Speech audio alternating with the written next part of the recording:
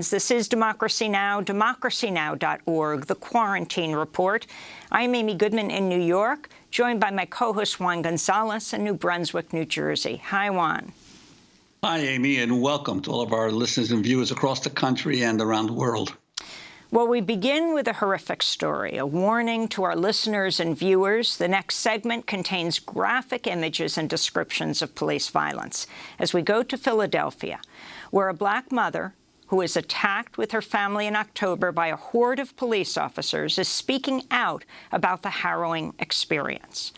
Rickia Young was driving an SUV with her 2-year-old son and teenage nephew on October 27th, as the city was engulfed in protest over the police killing of Walter Wallace Jr., a black man having a mental health crisis earlier that day.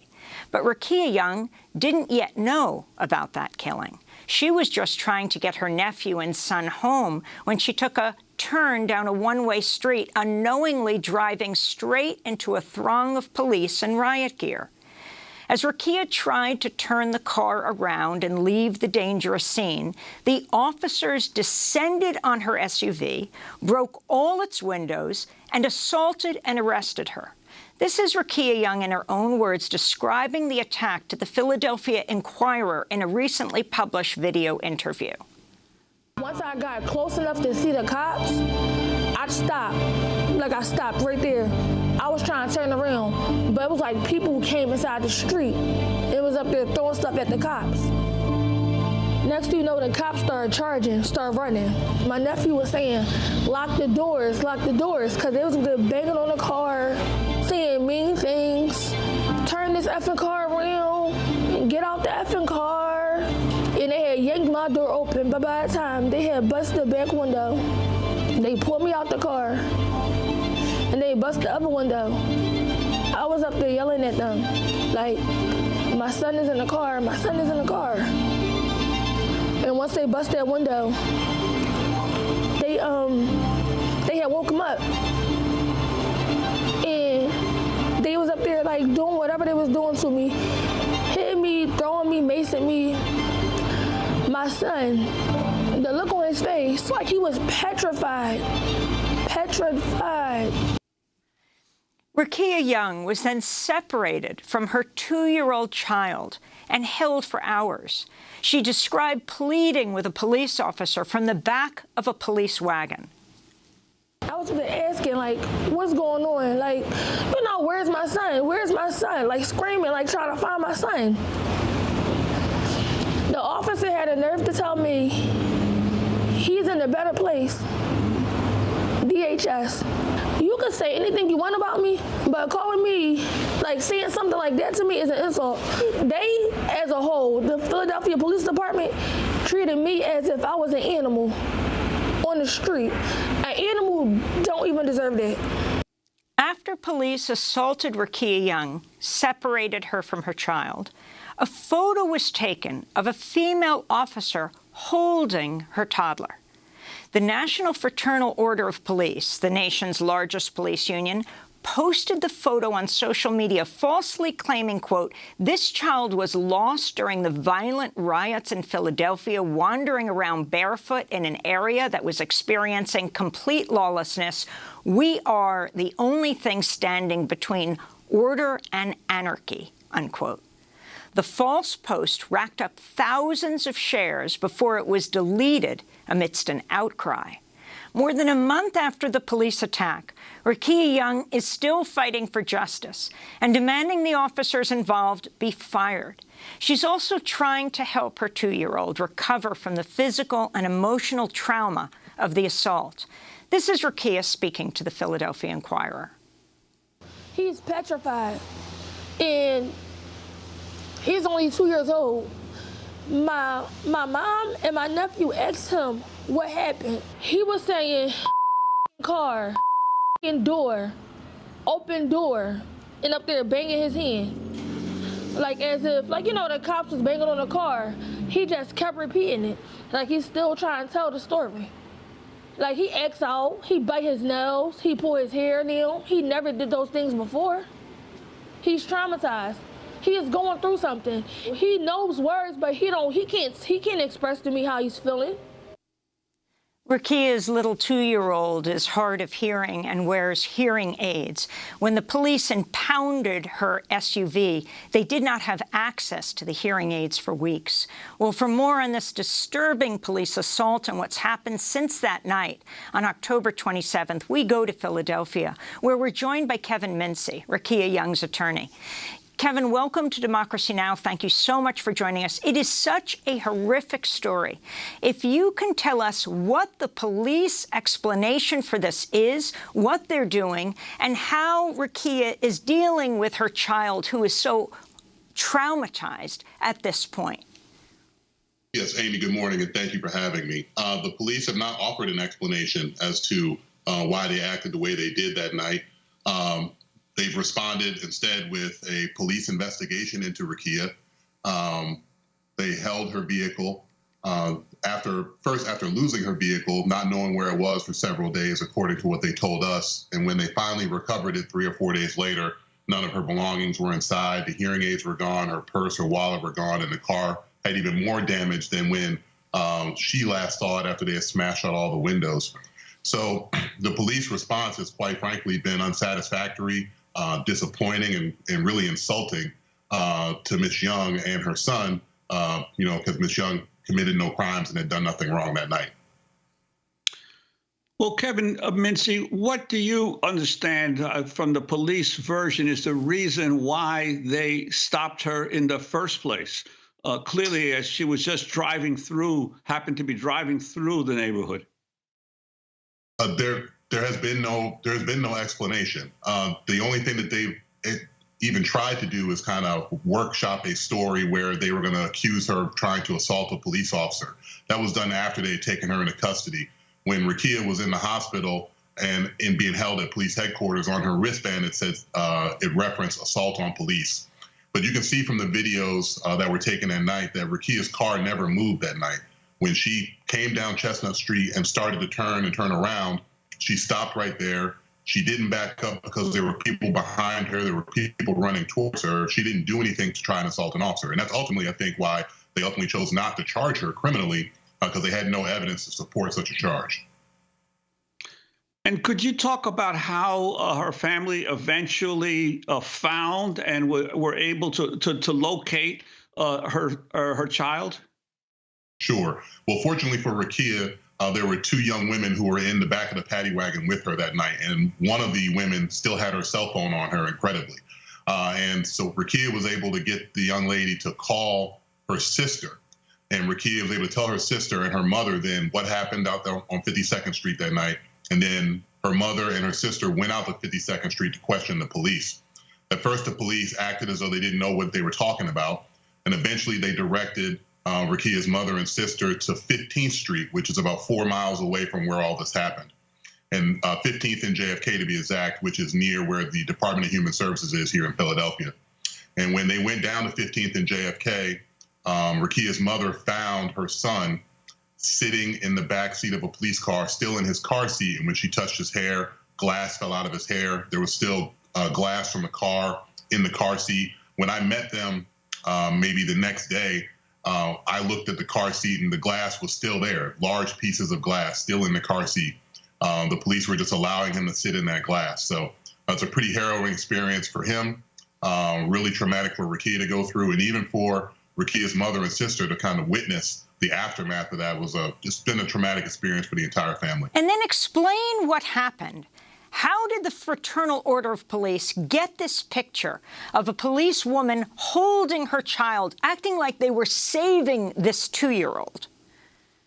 It's unclear where they got it from. My understanding is that picture was initially snapped by a photographer who was on the scene that night for a news organization.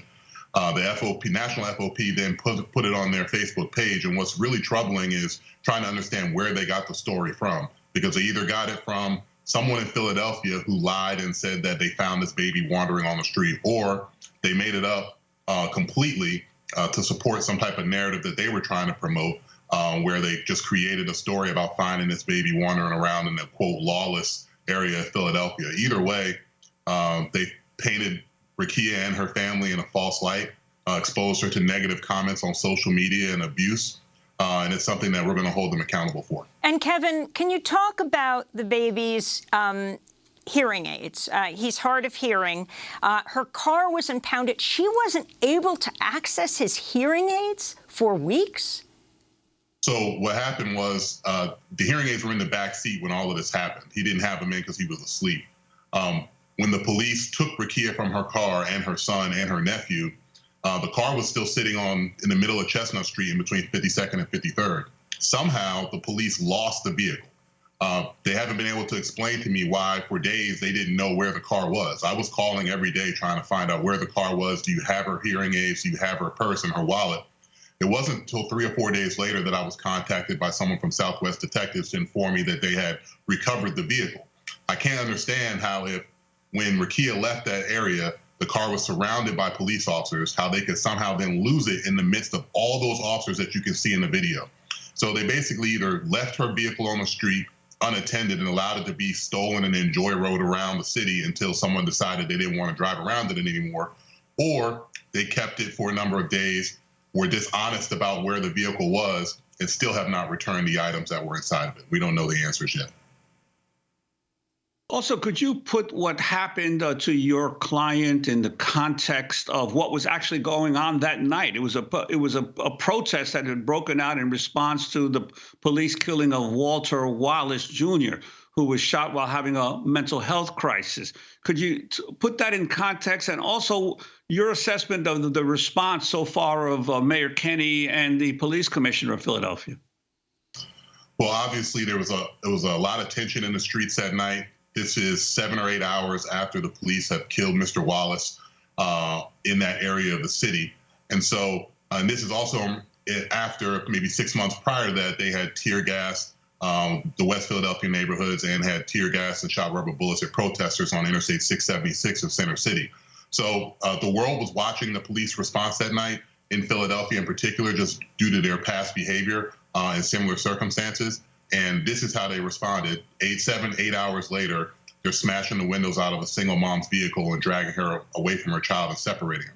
And then as far as the response from the mayor or the police commissioner, as far as I know, there has not been any. We have not heard anything from the mayor, from the police commissioner. We've had some informal conversations with some lawyers from the city, but no apologies, no acknowledgement of wrongdoing. Instead, like I said, the police initiated a criminal investigation into Rickia and her conduct that night. So they're still trying to justify, for some reason, these unlawful acts, and have yet to acknowledge that they were wrong. And Kevin Mincy, can you talk more about how Rickia, her 2-year-old boy, her 16-year-old nephew, who she had simply gone to pick up that night, how they're coping with the trauma that they've experienced? It's an extremely difficult thing to deal with. You go from being someone who's living their life in almost in an anonymous fashion to now you're streaming on everybody's cell phone and computer and becoming the subject of internet debate and social media commentary. Now, let's set aside that part and then talk about the actual physical injuries that all of them suffered. Rickia's son had a large welt on his head when you look at some of the pictures that were posted online by the National FOP. She had internal injuries. Her nephew had broken bones in his hand. So there is a slow recovery from the physical injuries and an even slower recovery from the emotional trauma that they're going to be dealing with probably for the rest of their lives. And your demands of the police? The officers need to be held accountable. I think there are up to 5 officers now who have been placed on desk duty. I saw way more than 5 officers either involved in the destruction of Rickia's property or ignoring the conduct of the other officers and not stopping those officers from doing that. So more officers need to be held accountable. I will join in Rickia's request that the officers involved be fired. They certainly do not deserve to have the trust placed in them to protect and serve our communities. And finally, Juan, you have covered issues of police brutality for years. Talk about what this reminds you of. Well, Amy, this is eerily reminiscent of a story that I uncovered actually almost 30 years ago. It's amazing how the more things change, the more they stay the same. This was back in 1991, in the aftermath of the Crown Heights riot in Brooklyn, New York. That was the riot supposedly touched off by a motorist, the killing of a young child, Gavin Cato, by a motorcade of a Hasidic rabbi that was passing through the Crown Heights neighborhood. A few weeks after that riot, I got a call from a lawyer who said that his client had been arrested that night, the night of the Crown Heights riot, and he was an innocent motorist just driving through the neighborhood who happened onto President Street, as he was trying to get home, and the police immediately converged on his vehicle, destroyed broke the windows of his car, dragged him out, and beat him. And I said, "Are you sure? I haven't heard anything about that." And he said, "No, the Daily News, your newspaper, has a photo of my client, Pierre Regis, being arrested as a so-called rioter." He says, "I'm trying to identify the other police officers who actually were involved in beating him. So you must have had a photographer on the scene." And so I said, "Well, look, I can't give you anything other than what's already published in the paper, but I'll check to see if there are any other photos in our photo library." And sure enough, because this was before smartphone videos, and this was still when actual film was being developed by photographers, not before digital photos. And I found the reel of photos that were involved this incident, but somehow, mysteriously, the key photos of the police beating this young Haitian American, Pierre Regis, were missing. Someone had gone into the Daily News photo library and pulled out the most incriminating photos. There were still, though, some photos left.